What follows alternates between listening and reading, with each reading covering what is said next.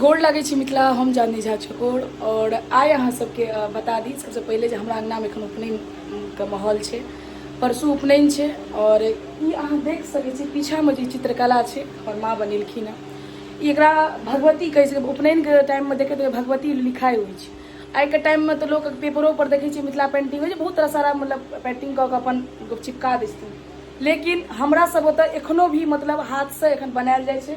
और हमार माँ एहिमे एक्सपर्ट छथि एकदम। माँ हमर बनेलथि हँ, अहाँ देख सकै छी एतेक सुन्दर। माँ बतबियौ तऽ एहिमे की अहाँ बनेलियै? बनेलियै नवग्रह, हाँ सूर्य, चंद्रमा, भगवती या विषहारा पांचों छथिन या देखा दियौ। देख सकै छी विषहारा देखियौ, पांचों बहिन एतऽ छथिन।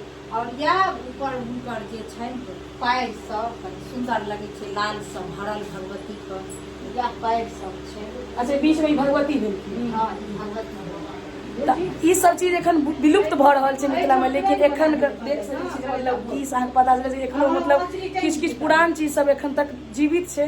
तऽ कहीं ना कहीं हमरे अहाँके वजहसँ ई मिथिला छै। मिथिले में छै जे पुरान चीज सबके मतलब दर्शायल गेल छै।